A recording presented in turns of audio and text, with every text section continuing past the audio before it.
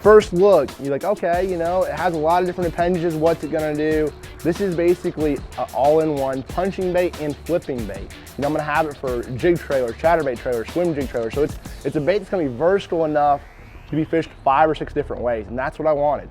So first off, we have the bait and it's fully connected right here. Now this is gonna allow me to punch it, flip it, but it's gonna glide. So it's all about action and getting those fish to bite. That action is what's key in this bait.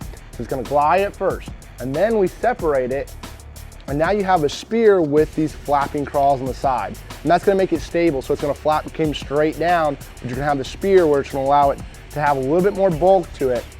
And that's probably my favorite, you know, flipping around docks, flipping around wood, flipping around grass.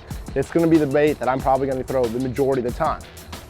And then if you just want a flapping craw, you can disconnect the spear.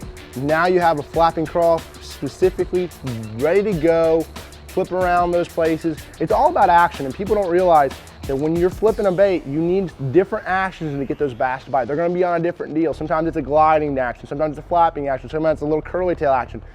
There's always something the bass want more than the other bait. So this is what I wanted to do when I designed it. And then last but not least, when I'm punching, you know, hence the Punch Out Craw, this little spear, this is money. It doesn't look like much, but there's a lot of grass shrimp inside the grass, and that's what they look like. A lot of times that little small deal, and it darts really quick because it has that little spear on it. You're just gonna dart around. Put a big 1.5 ounce weight on it, it's gonna dart around, and you got like and then you can make a little jig trailer. You cut it off and you're ready to go. But now this bait even has a place. It's designed for a 4/0 hook, okay? But when you want to cut one little bit off, so you have 3 different sections, okay? First section, 4/0 hook, and your hook's gonna come out right there at the eyes. And so I like to throw a straight shank. That's one of my favorite things. But for those of the guys that like throwing an EWG, we have a little slot hook where you expose it, where you're gonna be able to throw it through brush, throw it through heavy cover. You're not gonna get hung up, and that's really important. Then you disconnect one of the nubs. It's segmented.